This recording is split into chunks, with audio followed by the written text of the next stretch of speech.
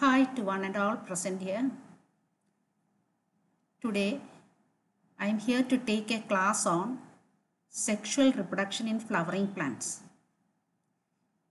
You know that flower is the reproductive organ and the four main parts of the flower are sepals, petals, stamens and carpel.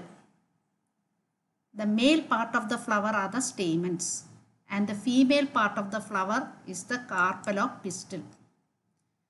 Each stamen consists of a bilobed anther and a filament. Each lobe of the anther has two theca and each theca has two microsporangia.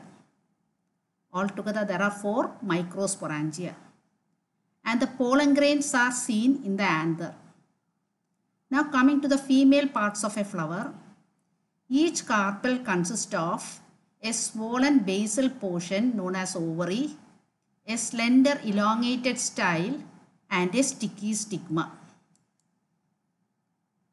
When you examine the transverse section of anther, each anther consists of four wall layers. Outermost layer is the epidermis, then comes the endothecium, then the middle layers and the tapetum.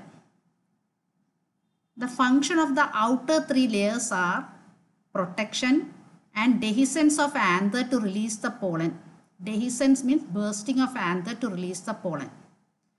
The innermost layer is the tapetum. The tapetum contains dense cytoplasm and more than one nucleus. The main function of tapetum is it nourishes the developing pollen grains. In my last class, I had mentioned that there are three major events in sexual reproduction. One is the pre-fertilization event, fertilization event, and third is the post-fertilization event. And all of you know that pre-fertilization event consists of gametogenesis and gamete transfer.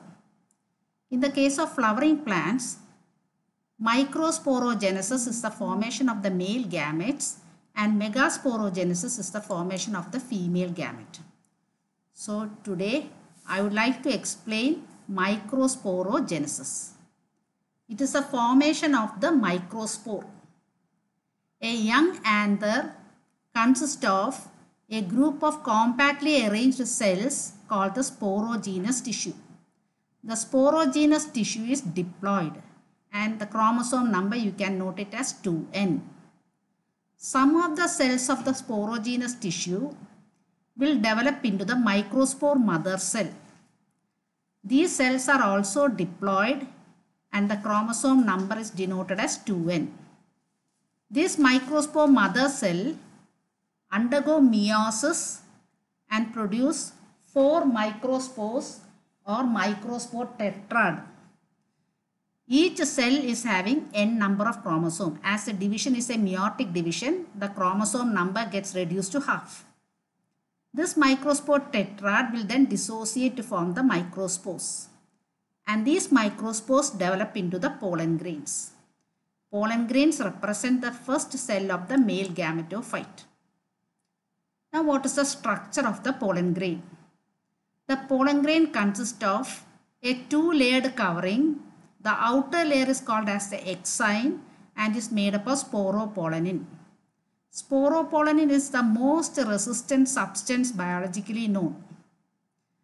This exine is not complete, but in between you can see certain thin areas which are called the germ pores, where sporopollenin is absent.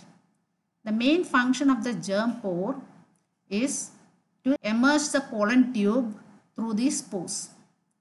The inner wall of the pollen grain is called the intine. The intine is thin and is made up of cellulose and pectin. A mature pollen grain contains two cells. The larger cell is the vegetative cell and the smaller one is the generative cell. The vegetative cell has abundant food reserve and the generative cell is seen floating in the cytoplasm of the vegetative cell. 60% of the flowering plants, pollen grains are shed at this two-celled stage, whereas 40% for angiosperms, the pollen grains are shed at the three-celled stage. Now how the three cells are formed? The vegetative cell remain as such, whereas the generative cell divides mitotically to give rise to the male gametes. Now what is the significance of pollen grains? These pollen grains are rich in nutrients. Pollen tablets are available and can be used as food supplements. It is also believed that pollen consumption increases the performance of athletes and race horses. But there are certain harmful effects of pollen grains. One is it can cause allergy and respiratory disorders such as asthma, bronchitis and so on. Parthenium or carrot grass, a weed, it was introduced into our country as a contaminant with imported wheat and it causes pollen allergy. Now what about the viability of pollen grains? How long the pollen grains can survive? It is highly variable and depends on the temperature and humidity.